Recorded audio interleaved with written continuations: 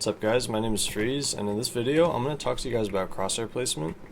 In this video I want to talk to you guys about crosshair placement and why it's so important. I'm going to explain 3 different parts that go into and make up crosshair placement, and then I'll explain why those 3 things matter. Alright, and so I'll just give you an example here of what editing crosshair placement looks like.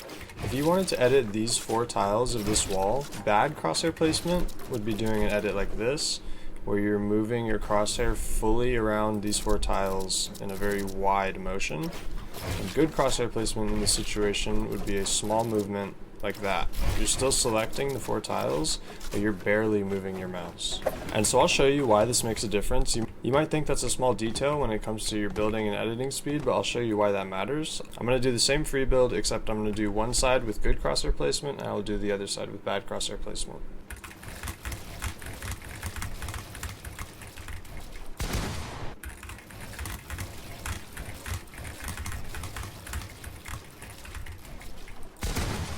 And so after watching those videos, you can see that I actually finished faster when I did it with good crosshair placement compared to doing the same thing with bad crosshair placement.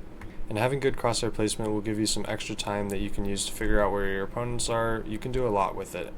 Now, the next thing I want to talk about is building crosshair placement.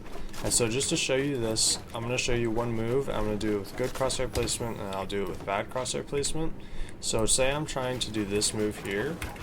If I wanted to do this with bad crosshair placement, I would just swing with a lot of movement in my walls, and I can place my ramp. With good crosshair placement, I just have to make a small movement like this. I don't have to go like this, I just go like this, and my wall's placed there. So that's good crosshair placement when building. Now your crosshair placement when you're building is kind of weird to explain, but if you've ever been free building and you're wondering where a build that you're sure you placed went, it most likely just didn't place, either because of your ping or because it was your crosshair placement.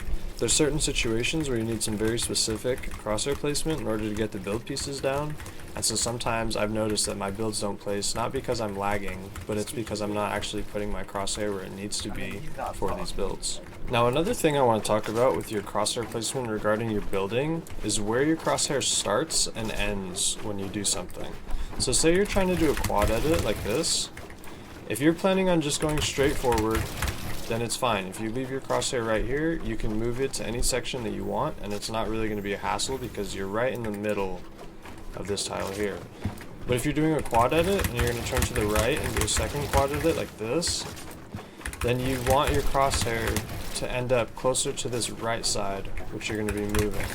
Hopefully this makes sense to some of you guys, but you want your crosshair to be in the direction you're moving every time you finish an edit. This is going to help you flow a lot better, and you're not going to be making as many mistakes if you can keep your crosshair positioned in the direction that you want to be moving in. The last thing I want to talk about is your crosshair placement when you're aiming.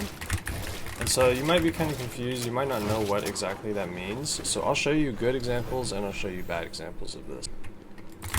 So you do whatever you do to get up to the spot. But for Fortnite, this doesn't matter as much, but for games like Valorant and CSGO, you really want to practice keeping your crosshair at head level, because having your crosshair head level, you'll only have to adjust it horizontally. You will not have to adjust your crosshair up and down. You'll only have to move it side to side, which will make your micro adjustments much easier.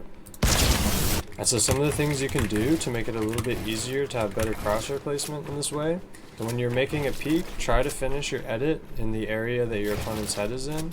So instead of going like this, your crosshair finishes up here. Instead of making an edit like this where it's wide and you're going up, and then you'd have to move your crosshair down into the side, you can do an edit like this where it's smaller movements and your crosshair ends up closer to the opponent's head, as opposed to finishing your edit up here and you have to move this distance.